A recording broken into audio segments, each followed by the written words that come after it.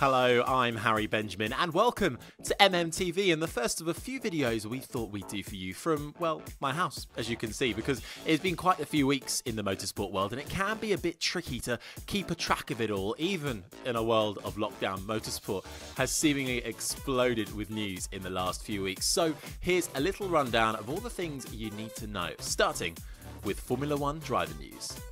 Let's kick off with the big dogs. Of course, it's Formula One, and the biggest news coming out over the last couple of weeks, if you missed it, is that man there, Sebastian Vettel, is leaving his Ferrari team at the end of 2020 after what will be 6 years with the Maranello squad. It seems that an apparent push from Ferrari to favour its young gun Charles Leclerc, coupled with lacklustre performances, has led to the German calling it a day, and that has set off a whole load of driver moves before we've even had any racing.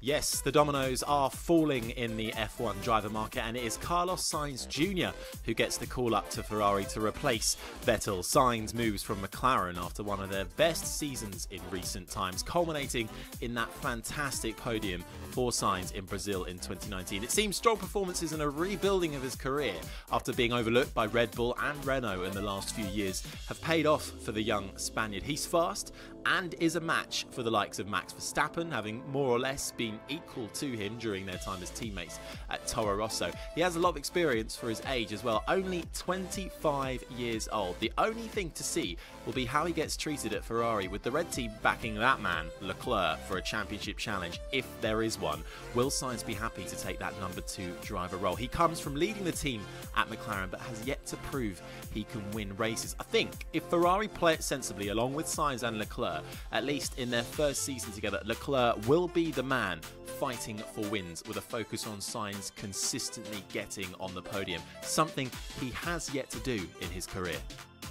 With Sainz off to Ferrari, it is everyone's favourite Aussie, Daniel Ricciardo, who takes his huge paycheck from Renault and leaves almost as quickly as he arrived, as he takes the McLaren seat alongside Lando Norris for 2021. It seems like the perfect move, despite a lot of people thinking he was overlooked by Ferrari. He now joins a team on the up after 2 years of umming and ahhing about whether to join the Woking base squad. He will arrive as their number 1 driver in a team that seems to have finally found its feet again. Led by Zach Brown, McLaren just seems like a more enjoyable place to be, the perfect place for Ricciardo, who it appears just didn't get on with the regime over at Renault. His teammate, Mean Machine, the young Lando Norris, will have a lot of pressure on to at least match Ricciardo. Watch this space.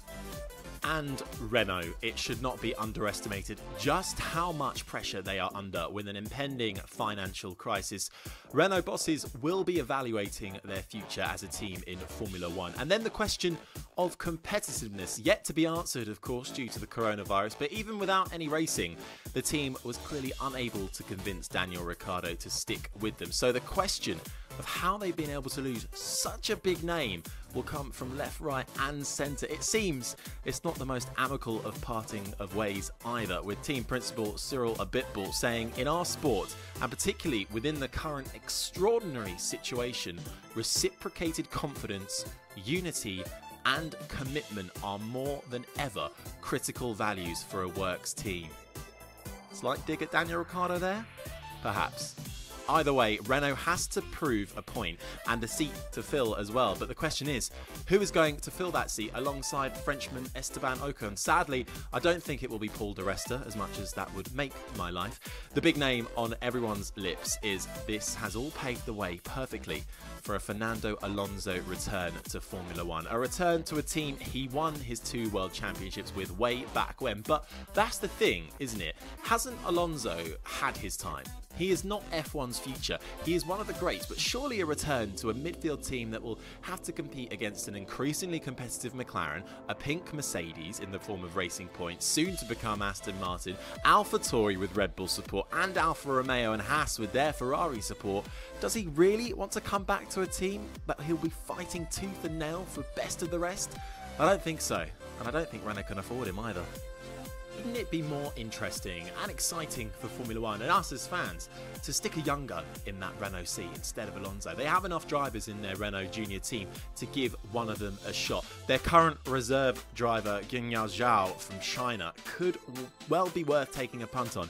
He finished 7th in Formula 2 last year, but no wins on the board. Equally, former reserve driver, current Williams F1 reserve driver, and former guest on our podcast as well, Jack Aitken, could well be ready to take the race seat.